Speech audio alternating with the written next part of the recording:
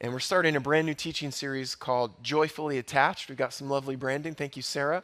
And as you can tell, we're using this picture of a grapevine, a cluster of grapes, to kind of talk about being joyfully attached together. It's a sentiment I've shared a couple of times about being joyfully attached. The word attached is actually used a lot in the counseling psychology world to talk about relationships. You can have strong or deep attachment, you can have weak attachment, and that all kind of plays to the kind of family maybe that you have, the upbringing that you have, how easy or difficult you find it to become relationally connected to someone else.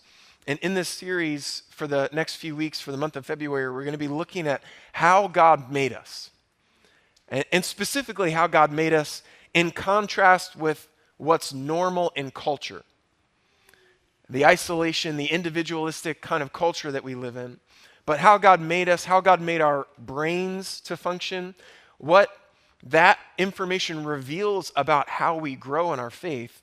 And today, kind of specifically, we're going to examine the relational soil of our church and of our lives as we consider this concept of being joyfully attached. I have really enjoyed this book. I'm not sponsored or anything. I don't get any commission off of this on Amazon or otherwise, but this book's called The Other Half of Church, and it was a really, really fun and wonderful read where Jim Wilder, who's a clinical psychologist and a guy who loves Jesus, he calls himself a neurotheologian because he likes to take brain science and theology and not smash them together in the sense that they change each other, but in the way that brain science confirms what's already in your Bible, right?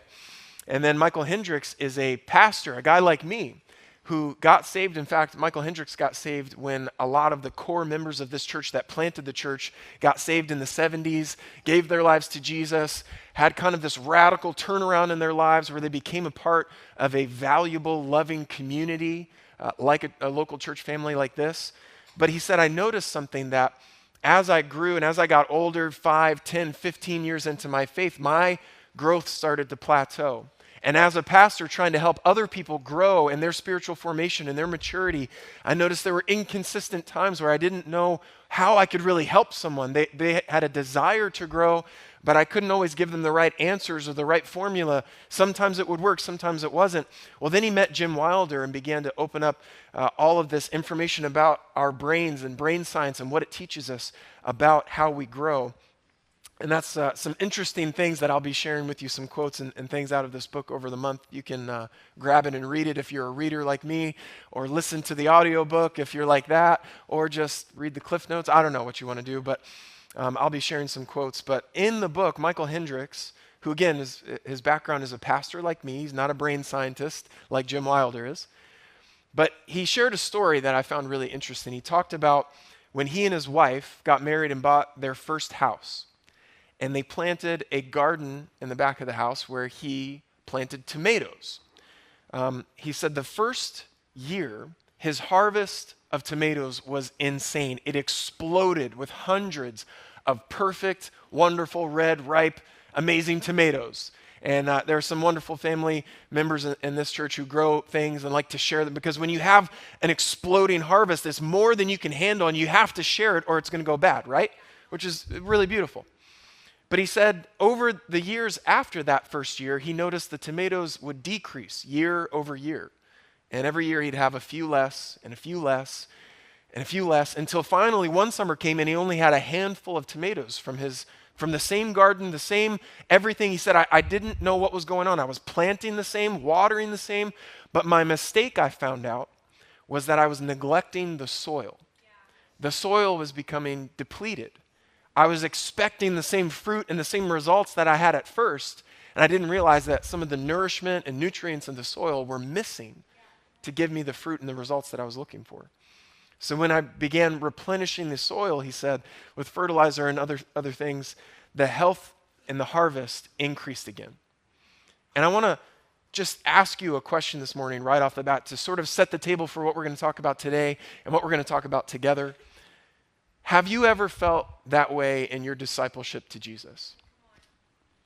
Discipleship to Jesus is a big term. Maybe it's not the term you would use, but I'm using that just to represent what it means to to encounter Jesus and then make a decision with your life to pursue him or to follow me, Jesus said. Become a disciple, become part of the church, to live your life altogether different based on what Jesus said and what Jesus' people does. In that journey of faith, whatever term you want to use or call it, have you ever felt like, man, I'm not getting the results that I used to get? Or what used to work or used to excite me or used to help me maybe isn't helping anymore. You've been following Jesus and going to church. Okay, check and check. Those are good things to do. Maybe when you first came to Christ, however many weeks, months, or years ago that was, maybe you experienced dynamic, transformational growth. I mean, you went from like one person to a totally different person in all the best kinds of ways. But maybe that kind of tapered off over time like Michael Hendricks experienced. You know, the things that used to help stopped helping and you kind of became stagnant or fruitless or you weren't seeing the results you wanted to. The verse of the day in YouVersion doesn't excite you anymore like it used to. Or listening to that worship song really, really loud when you're mad at someone. It doesn't calm you down like it used to. Or trying to handle the complexities of your life privately and by yourself. Because that's what you learned from your family, from culture, from just being embarrassed or ashamed. But it used to be I could just kind of deal with it and grit my teeth and hunker down and I could just get through it. But now I'm spiraling and I don't know how to get through it anymore. What's the deal? Why isn't it working like it used to? Could it be that the soil of your life, or even the soil of our church, the soil of our faith has become depleted by some really important, necessary things for us to see good results and good fruit like what Jesus promised? How do I replenish the soil of my life or my faith or my church then is a big question that I want to tackle today in a sermon I'm calling The Problem of Depleted Soil. Sir Edward Coke was an English judge who in 1604 famously declared that each man's house is their castle and their fortress. Okay, now this came with good intentions because what he was addressing as a judge was there were local sheriffs and law enforcement that were not lawfully entering homes and not respecting the property of someone who owns their house. And so he was trying to make a statement of this should be a safe place. This should be a place that is respected, that other people treat with respect. But it's easy to see how Western thinking over the last 400 years has kind of deformed this thought into our current individualistic and isolated society that we have today. If you don't believe me, you're wrong. Let me give you some facts and statistics to prove why I think this is true. The average American eats 1 out of every 5 meals alone in their car. You're like, well, that's not that sad. I mean, sometimes I just got to spin through the Wendy's drive-thru on my way to whatever. Consider how healthy and wonderful and life-giving it is to sit down and have a meal with someone face-to-face. And when you're hurried or busy or distracted or you don't have anyone, then it becomes normal to, well, yeah, I'll just spin through the drive-thru and eat while I drive. The average person in the U.S. has only 1 close friend, but 1 in 4 people have 0. 0 people they would call if they got the big promotion they were looking for. 0 people they would call if the doctor told them something really scary. 0 people they could call to ask for help, to ask for prayer, to celebrate with them. 75% of people who do have friends in the United States are unsatisfied with the friendships that they have. They know they could go deeper. They know there could be more. They're unsatisfied. They wish they could figure out how to cross that divide where they are connected and feel like there are people around me who love me and have my back and I've got their back. This level of disconnection is actually dangerous to our health. Loneliness has been alleged to have the same impact on your life expectancy as smoking 15 cigarettes every day, with a risk factor that rivals excessive drinking or even obesity. A lack of social contact can hasten cognitive decline, bring on Alzheimer's, depression, and suicidal thoughts. Loneliness by itself has been estimated to shorten a person's life by 15 years. or the equivalent of eating one garbage plate. Sorry, I felt like I needed to just lighten the mood. It was like so much heavy stuff there, and just our lonely castle fortress is no longer protecting us. The cold stone walls that were proclaimed to be a castle fortress against injustice or against, law enforcement that were overstepping their bounds has actually become a barrier between us and our neighbor, between us and our friends, where we sit and stream and order our groceries delivered to our house with contactless delivery so we don't even have to see anyone or say hi or say thank you. And unfortunately, what has become normal in culture is creeping into or has crept into our churches. Jeremy Linneman, a pastor and writer for the Gospel Coalition, he said, loneliness is the unsurprising symptom of an individualistic society. And even in the church, reaching depth in our relationships is harder than ever. Cultivating a thriving community in each church has never been more difficult, he says. In the book, The Other Half of Church, that I mentioned to you this morning, they said, brain science reveals that the joy sensation that comes from the relationship you have with another person, where when you see each other, your faces light up and communicate, I'm happy to see you. That joy sensation is crucial for emotional and relational development in our lives. Our brain looks specifically, this is a quote from the book, our brain looks specifically to the face of another person to find joy, and this fills up our emotional gas tank. But we live in a culture where it's normal to have no such experience. And so we're walking around with no gas in our tanks, with depleted soil, and we come into churches like this on Sunday mornings and hear amazing, life-changing sermons from this young, hip pastor. But the problem is the roots of our lives are going down into the soil, where if the soil is depleted and the nutrients aren't there, we're trying to eke out the fruit and results that we want without having the nourishment that's necessary. And so I want to tell you this morning, in contrast to what's normal in culture, the Bible teaches you and I that you were not made to struggle in loneliness or isolation or the norms of culture. Jesus doesn't expect you to produce fruit from depleted soil. He doesn't want that for you. He wants you to be connected and fruitful and joyful and fulfilled, and primarily through relationship with himself and with others who are devoted to him just like you are. I wish he was here today. I wanted to call out Donnie LaRock because a couple of months ago, I first mentioned this concept while I was reading the book. It was just stirring this stuff up in me. And I mentioned this idea of being joyfully attached to another person. And this idea of how your brain is scanning faster than your conscious thought, by the way, for a face that's happy to see you. And Donnie, I wish you could clone Donnie LaRock, right? I mean, if we had 100 Donnies, we could change the world, okay? Donnie comes up to me after the church service that day, and he kind of like poked me in the chest, and he goes, I'm joyfully attached to you.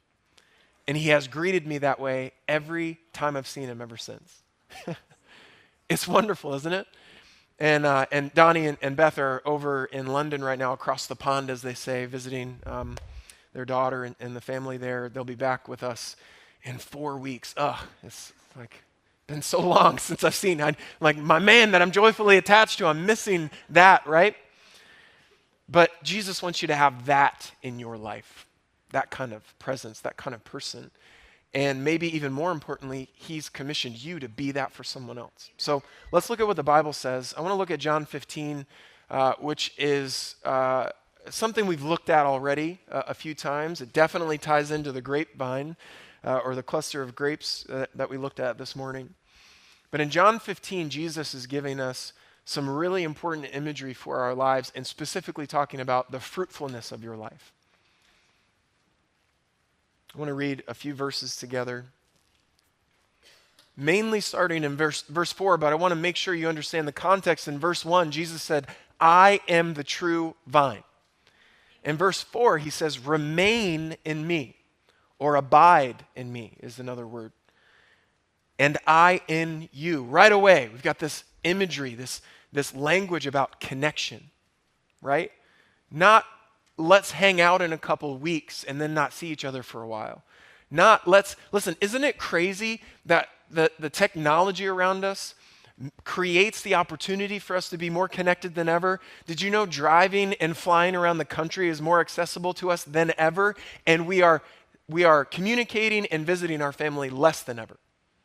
Wild. It's wild. But Jesus, right off the bat here in verse 4, he says, I want you to remain, stay, abide, take up residence with me. And I want to do the same with you. Just as a branch is unable to produce fruit by itself unless it remains on the vine, neither can you unless you remain in me. I am the vine, you are the branches. The one who remains in me and I in him produces much fruit, because you can do nothing without me. If anyone does not remain in me, he's thrown aside like a branch, and he withers, and they gather them and throw them into the fire, and they are burned. If you remain in me, and my words remain in you, ask whatever you want, and it will be done for you. Verse 8, I believe this is on the screens for you. My Father is glorified by this, that you produce much fruit and prove to be my disciples. That you produce much fruit and prove to be my disciples. Now, let me remind you of something I said right before this. Jesus does not expect you to produce much fruit disconnected from him or in depleted soil. He does not expect that of you in your own efforts, in your own toughness, in your own grit your teeth and pull your bootstraps up and just, right? Like, I don't know about you, I have a few huge trees in my backyard, but I never in the springtime hear them grunting and just going, come on, you can do it! Right? And Jesus doesn't want you to live that way either. He said, abide in me. And my vision of your life is that you'd be producing much fruit, so much fruit, he says in an early verse, my Father will actually come by and prune so you can bear even more fruit, because I don't want you to become ingrown like a wild vine, but I want you to be pruned and ready to produce even more fruit.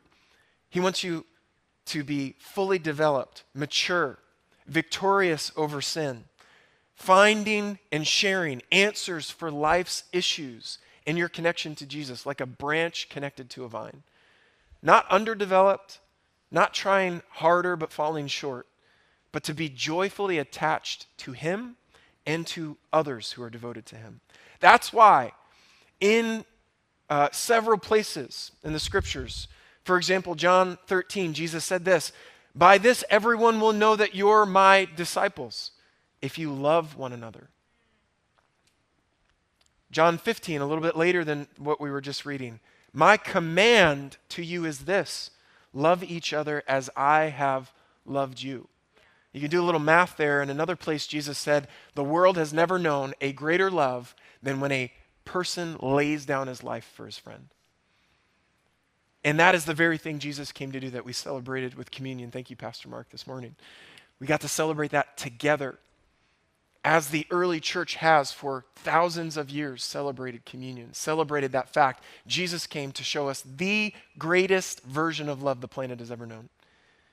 And then he says this in John 15, my command is love each other like I have loved you. In Matthew 18, verse 20, Jesus said, where 2 or 3 are gathered in my name, I am there in the midst. These are all promises from Jesus to you, that his vision for your life is that you be connected and that you never be lonely or alone. In the book, The Other Half of Church, they describe in contrast the early church. And I've been studying early church history a little bit. I've been listening to church history in plain language while I work out. I know some of you are like, really? Like that's what gets you going? You're just like, yeah, early church history. In the book, they talk about the vibrance of the community in the early church in Acts. And in my listening to this church history in plain language book, one of the things that really stood out to me were the two compelling aspects of the church community that won the Roman world over, that turned it from a small persecuted community into a world-transforming religious impact for Jesus and for the gospel. The two things that stood out to unbelievers that drew them into the fellowship of the believers was, number one, that they weren't afraid of death, but number two, that they genuinely loved each other in a way that was not found in their culture. In the book, they talk about the contrast of the book of Acts community in the early church. They said, but several hundred years ago, culture changed, and it pulled Christian faith with it. We became focused primarily on thoughts and words and strategies and arguments, and relational skills and maturity were largely neglected in the church. The results have been disastrous for our relational soil, they said. They call this half-brain Christianity. You know, it's the whole like brain thing, the other half of church, right? That the left side of your brain, and we'll talk about this a lot more over the next couple of weeks, but the left side of your brain, and some of you have heard that whole left side, right side thing, and you've maybe described yourself to someone as, I'm more of a left side kind of person, or my spouse is so right-brained, it's so annoying, you know, whatever it is. But the reality is, and we'll talk about this a lot next week, you need your whole brain. I don't know if that's a new thought to anyone here. You need your whole brain. Both sides work together. It's a dual processor, okay? So you might be a little more left or a little more right in some things, but actually the science behind it is your left brain is devoted more to education and strategy and formulas, and that excites you when someone shares with you, if you do X, Y, and Z, it will lead to blank, right? 1 + 1 = 2. That's a left side brain kind of thing where you're like, cool, that makes sense to me. I can build my life on those kinds of things. But the right side of your brain is actually your first processing. When your brain is scanning and looking around the world, am I loved? Who do I belong to? What is important to me and the people that I love? It actually starts in the back of the right side of your brain and moves towards the front of the right side of your skull, behind your eye, before it switches. This is faster than conscious thought, where your brain scans and goes, am I loved? Does somebody love me? Do I belong to someone or to something? Faster than conscious thought, before it switches over to logic and education and things like that. And so they call this half-brain church when we neglect the relational soil of our lives and focus only on sermons like these, information, watching YouTube videos, you know, reading books like this. Those are all good things, but it's only half of the pie, right? A half-brain church is a church with depleted soil, where you can only get a handful of the kind of bountiful harvest fruit in your life that God intended. They describe this kind of church in their book. They said, in a typical church service, we hear teaching on important truths. At the end of the sermon, we're given application, usually consists of being told to just make better choices. Guilty. In small groups, we usually study questions on a Bible passage or sermon. At the end, we discuss how to apply what we learn. Then we pray and ask God to help us. This is the accepted strategy for growth in Western culture. But there's one small problem. These strategies focus on only half of our brain. And the problem is, it's not the half that forms our character. That's really important.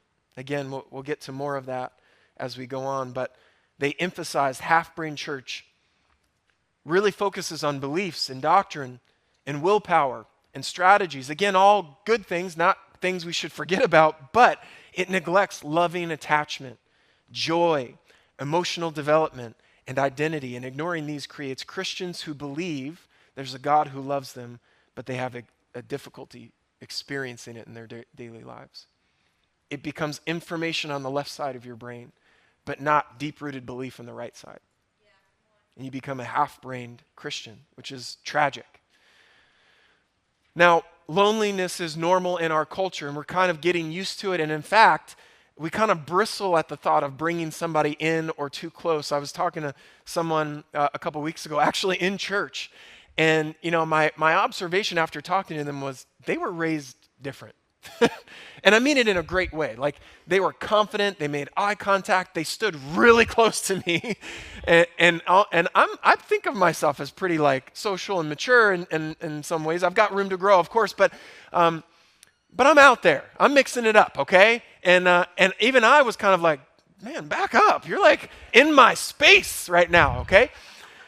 But I was in like my headspace of this sermon, and I realized, man, they built different. They built different, and I like that. In a culture where loneliness is normal.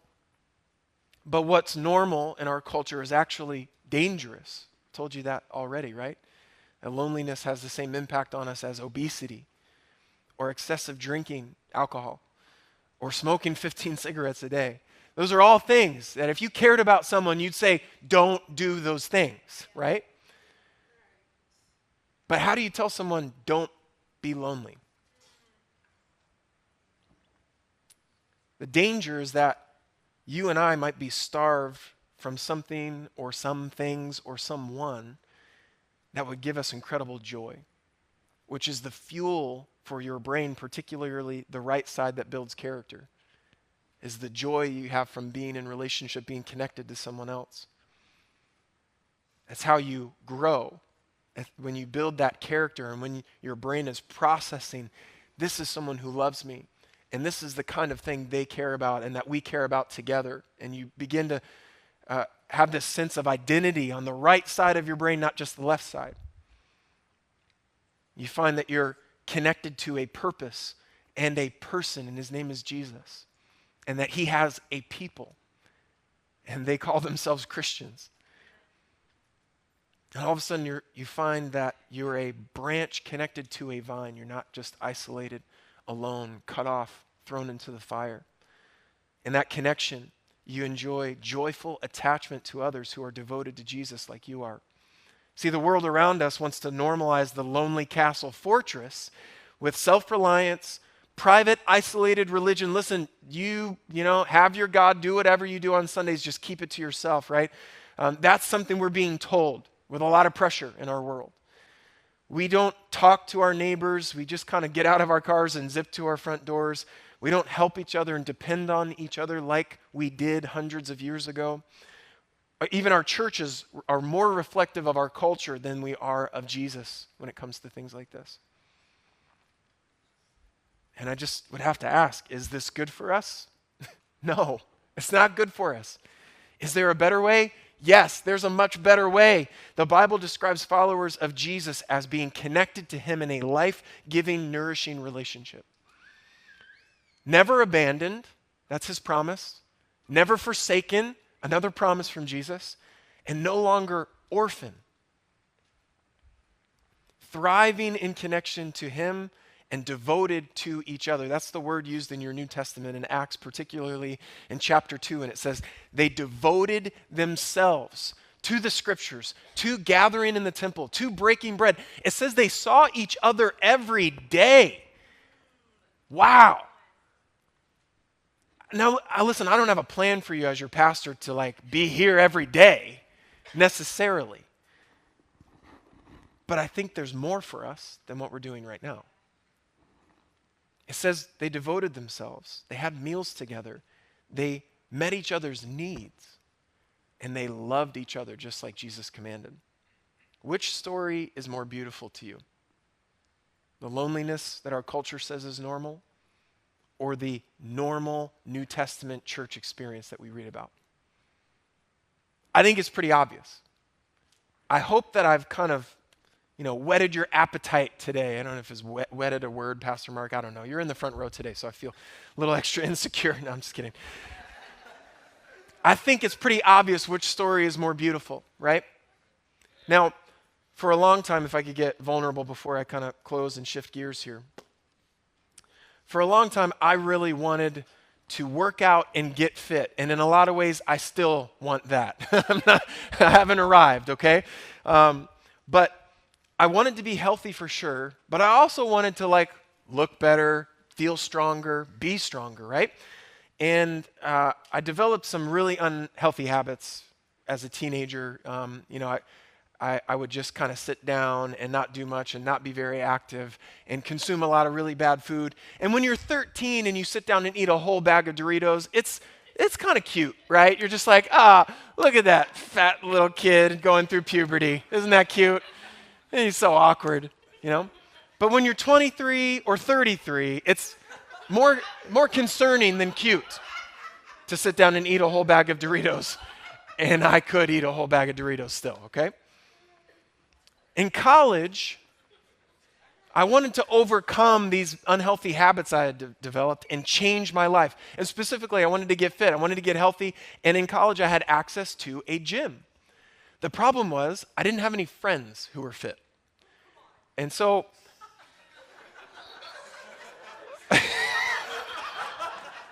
I do now, if that helps. But you see where I'm going with this, I think, right? I didn't have any friends, and so I would wander down to the gym every so often when I'd kind of like get myself, excited about like, I'm going to do it. I'm finally going to hit the gym and work out and gain some muscle and lose some fat. I'm going to do this thing. And every person in this room has thought something like that at some point in their life. And I'd go down and I'd hope to God nobody was in the gym, especially no one fit, because I didn't know what I was doing. And just kind of be like, am I doing it right? And just kind of like isolated on my own trying to figure this out. But I'd get frustrated because I didn't know what to do. I didn't know how to do it. And more specifically, I had no one there waiting for me who would make it fun. I was just alone. And so I'd go through these cycles of like, go down, work out, try to do a couple things, not really know what I'm doing, give up, try again, give up, try again. Finally, I was just like, whatever, I just like the way I am now. I'm just going to be fine with it. When Aaron and I moved down to North Carolina and joined the Elevation Church staff, I was working on a campus team, and I had this guy named Philip. I've told this story once before. I don't know if you remember it, but this guy named Philip who was fit, and I mean Jared fit, okay? He could probably arm wrestle Jared and make him sweat a little bit. I think Jared would still win, though. And I noticed that Philip was his name. Philip would come in. Actually, he'd already be at work when I got there, and then he'd leave an hour early, and he'd be carrying his gym bag. And in my mind, I'm like, he must be going to work out. Well, I found out there was actually a gym on site at the Elevation offices, which was really nice. And so I'm like, hey, Philip, you guys work out like here? Like what's the deal with your gym bag and leaving an hour early? And he's like, every day, bro. Every day at 4 p.m. Bring your bag tomorrow. You can work out with us.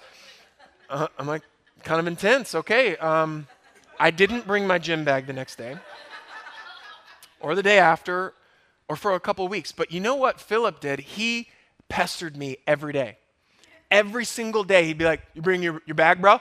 Bring your stuff? Bring your shorts? Bring some sneakers? Come on, what's your problem? Come on, 4 p.m. today, let's go. You can just work out in what you're wearing, let's go. He was just like after me every single day, didn't let me forget about it. Until finally, one day, I'm like, you know what? I'm going to try it. I've wanted to do this for so long. And I brought my shorts and I brought my sneakers and I got to work an hour early. And at 4 p.m., I stood up with Philip and carried my bag, went and changed, went to work out right there. And an amazing thing happened. These guys who were incredibly buff, who could lift so much weight, and I was so weak when I first started, when I walked in, would be like, yo, he's here, let's go, let's get it. They wouldn't be like, what are you doing here? You don't belong here. Look at your arms. Look at those little. No, every day I walked in, they were like, yes, he's here. Philip would be like, I told you he was going to come. And then when I'd work out with these guys, I'd be lifting like pathetic, like their warm-up weights were better than my, PR, my bests at the time, right? But instead of mocking me or making fun of me, they'd be like, come on, you got another, let's go. Come on, you can do 5 more pounds. And then if I'd hit it, they'd celebrate and chest bump me and be, screaming at me in a good way, right? And something began to change where I started going every single day. And if I had to miss it because of work or a family thing or whatever, I like really missed it. And then I started to like see results. and like actually be able to lift some decent weight. And then somebody came up to me one day and kind of like squeezed my arm and went, oh. A guy at church down there, he was like, oh, look at that. You got something going on there. Which made me kind of happy, but also made me realize that before that, he had squeezed my arm and thought, there's nothing here. But I started to see results. You know what happened is I have never stopped working out since. Amen. I developed a love for it and a pattern in my life of success with it, and I feel healthy, and it gives me energy, and all of that. Now, the sad thing is I moved away from Elevation, and we don't have a gym on site here yet at Christ Community Church. And I don't have, but how many of you know that I could take that same story and replace the word gym and the word workout with the word church and the word discipleship, and it would work just as well. Bless you. Because at the end of the day, what we need is people like that in our lives. And not just like faking it, not just like because pastor preached a sermon and he told me to do this, but like realizing that what happens to someone else when they walk in and you go, oh, they're here. Oh, I told you they were going to come. This is amazing. It's so much better that you're here. That what's happening in their brain is they're being fueled with something God made for your brain to need in order to develop character, in order to experience transformation in your life.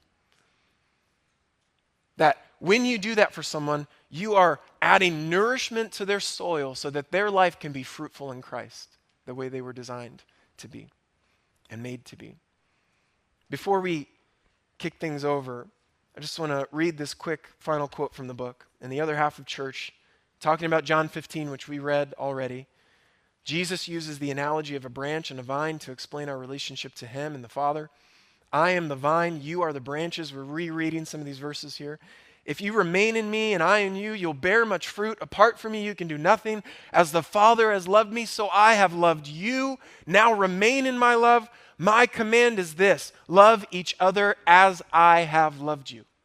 These are the words of Jesus for you and I this morning. The authors continue here. The image of a vine and branch is a clear picture of attachment. We have an attachment to Jesus that bears fruit in our lives, which is character change. And then I've got this quote here. I want you to see this and read this and really recognize it. He, Jesus, presents a simple formula. No attachment, no fruit. No attachment, no fruit. Through the Father's attachment to Jesus, divine love flows to us through our connection to him. Our attachment to Jesus does not dead end. Capture this morning. The flow of divine sap courses through our attachments to each other. We see the stream of God's love spreading spiritual nutrition through our attachments to each other. This morning, I want to encourage you with just 2 simple steps, and then we're going to break into little groups of discussion this morning, and it's going to be really fun. Maybe painful for some of you at first, but I believe it's going to lead to something life-giving and joy-filled. I want to encourage you with 2 things. Number 1, follow Jesus. Jesus said, come follow me. And the implication to that is come be around me and with me always. Come abide with me and I'll abide with you. And he, only he, produces victory over sin, removes the distance between you and God, and gives you right standing and confidence before God. That's why Jesus said, apart from me, you can do nothing. And in another place, you can only come to the Father through me. But number 2 is just as important. Find community. Find community. People who want to flourish in their attachment to Jesus just like you do. People who would lay down their life for you, and you would do the same for them as you pursue Jesus together. This series is called Joyfully Attached. And I hope that we'll connect to it and catch a little bit of this as we move through these weeks.